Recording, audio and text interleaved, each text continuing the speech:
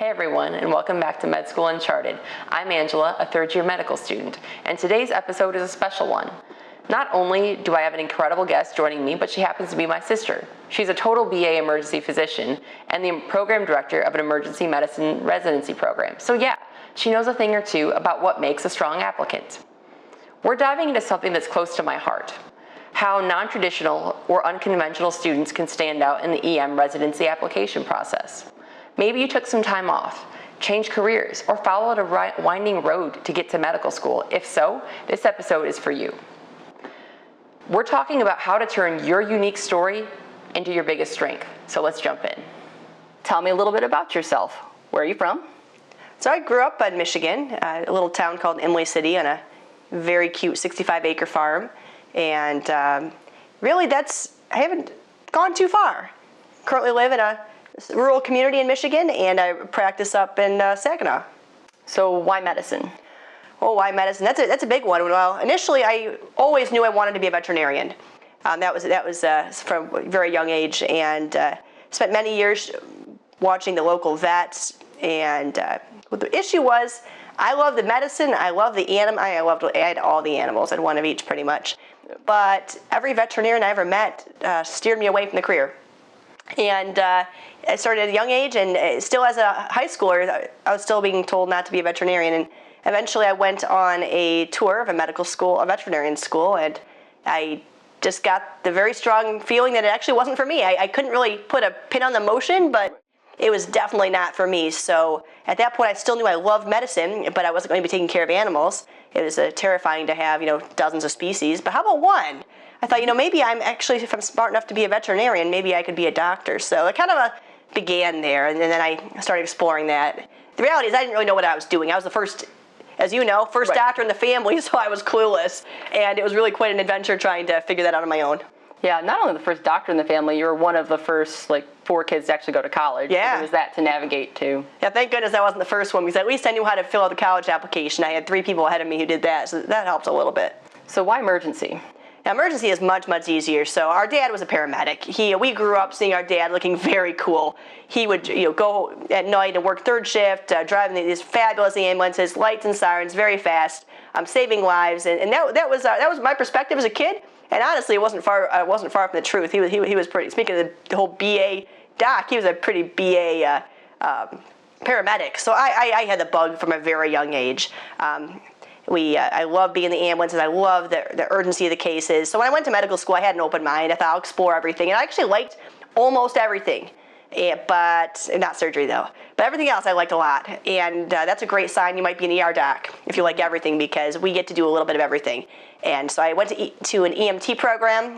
My boyfriend at the time talked me into going to an EMT program. We went together, and now we're married. So there you go. But it was easy decision, and I never looked back. I explored everything else in medical school, but I was EM all the way. So kind of one of the main points of my channel, one of the things I'm very passionate about, is this whole non-traditional path to medicine. What's one of the most common non-traditional backgrounds that you see from applicants? There are several. One really common one's military. Often, many of my residents have had a military career first, and they'll come back and do a civilian residency afterwards. So some of them have been working as essentially a primary care doc for a branch of the military for several years, and they come. So when they come to work with me, they've been working clinically with a very specific group of people, but they actually haven't been in a full rotation of hospitals in a really long time. So that makes to me a relatively non-traditional student. That's one of my more common ones. Okay, cool.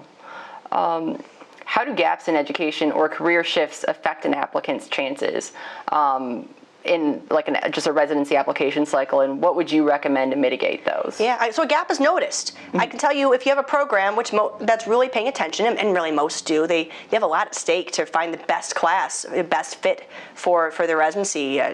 And so a gap is typically noticed, but it's not necessarily a problem or a bad thing. Gaps happen for so many reasons. Gaps happen because someone travels. Gaps happen for family emergencies. Around COVID, a really common one I saw was that there was unfortunately deaths and extreme illnesses of family members. So there were gaps and pauses in medical education because of that. So it's various things happen in life that cause it. So to me, it's not a red flag, but it's something that should be addressed.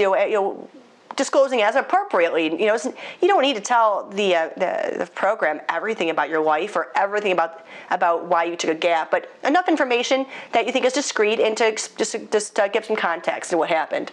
And when I read that, to me it's never a red flag. And sometimes it turns into a strength. You can have a lot of respect for a student that pauses their career to take care of an ill parent, for example. Well, like I said, my case is kind of different. When I first applied in medical school, it was right out of undergrad. I was pre-med track, and then basically didn't get in the first time I applied. It was pretty discouraging, and I took a pause just to make sure that medicine was the career I wanted. I actually even explored other careers, worked in law enforcement for a time, ultimately never stopped thinking about becoming a doctor. It was the thing that kept me up at night, and this girl actually helped encourage me to apply when I did again, and I got in, which was very exciting.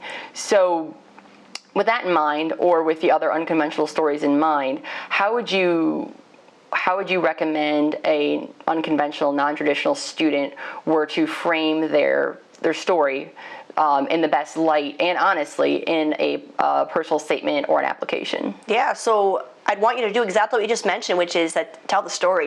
You know, your story is like the coolest ever. I can tell you, if a program director read your story and your background, including the challenges that you had initially with your initial application, the different roads you went down afterward as an ED tech, as a cop, as working in the prison, I mean everything. When you put all that together, I can tell you, I want to hear that story. That's really interesting to me. So the worst thing I think an applicant in this situation could do is do a generic "why I want to be an ER doc" story. Don't do that. You know, those are what your program directors and your faculty reading these are hearing all the time. But tell them, yes, I want to know why you want to be an ER doc, but I want to hear the journey. I want to hear the growth, and what about your growth has made you an extremely unique doc, because you and many other non-traditional applicants turn it into a very unique doc with a lot of power and do very, very well clinically. So, get them excited. Tell them all about you and your adventure. Yeah, awesome. Thank you. That was honestly very similar advice to what you gave me a couple years ago when I had first applied to medical school, and that's what I did with just my medical school application. Was really just explain the circumstances, and honestly, it was very well received from a medical school standpoint, so I can imagine it would also be well received from a residency program as well. Yeah, because from reading the application, we can tell a lot happened. We'll read, wow, something definitely happened in this 10 years. And if you put that story together for us in a way we can understand, that really makes all the difference. Okay. So as a program director, you obviously see a lot of medical students come through during their 3rd and 4th years for clinical. Oh, yeah. How important do you think that away rotations are, especially for someone who's applying from either a DO program or a less well-known school? So they're equally important for everyone, whether you're an allopathic program, an osteopathic medical student, or international medical grad, wherever you are, they're important for all of you, for all students. And it's because you want to get some exposure at different programs. You want exposure at different types of departments. For example, maybe a little bit exposure of more of a community academic site. Maybe you want to see what a level 1 trauma looks like as well, and compare and contrast to find out where you're going to thrive the most. So aways are really powerful, and they're most important for you, actually. They're helping you decide where you want to train and what's important in a training site. Also, of course, that's how you get the magical SLO, right? The standardized letter of evaluation that every medical student collects to get ready for their emergency medicine application in ResidencyCAS. So without rotations, you won't be able to get a traditional SLO. You can get off-service letters, etc., but the goal really for your application is to have, for most programs, at least 2 of these SLOs. One often from your home site, one from away. It's not unusual that I see another 1 or 2 from away rotations. But really, the most important thing about it away is for you to see what it's really all about. What is it like to be an emergency medicine resident? Make some relationships, meet your residents, meet others along the path, and of course, get your letters built. If someone doesn't match the first time, this is something that I don't want to think about, no one wants to think about, but it's always a possibility. What would you recommend to improve their chances for next cycle? Sure. So first off, it is uncommon, especially in this current match environment for emergency medicine, but it can happen. Most applicants would be ready to participate in the SOAP. Right now, if you were an applicant who didn't matching the EM the first time, you would immediately get yourself ready for the soap. You would want to have an advisor ready to help you out. This is something where your medical school should be helping you. There should be faculty ready on the first day that soap is announced and that you know you're going to be participating to help you through that entire process.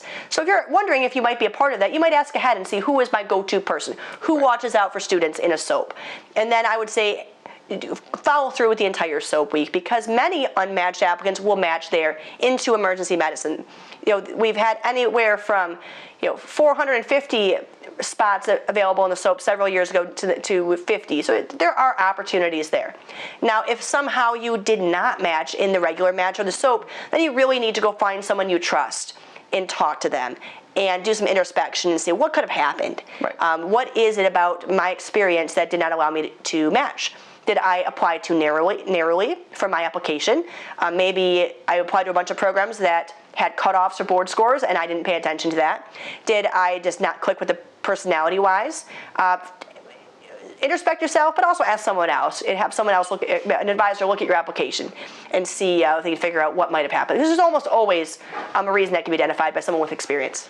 So if you could give just one piece of advice to a non-traditional applicant, what would it be?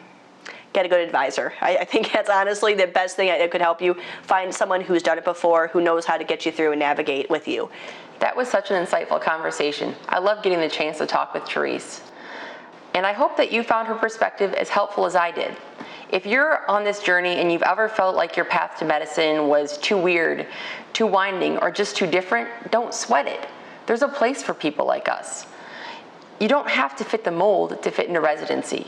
If you enjoyed this episode, please hit subscribe, leave a review, or shoot a message with your biggest takeaway. Or if there's a question you wish I would have asked, let me know. Maybe I'll have a part 2.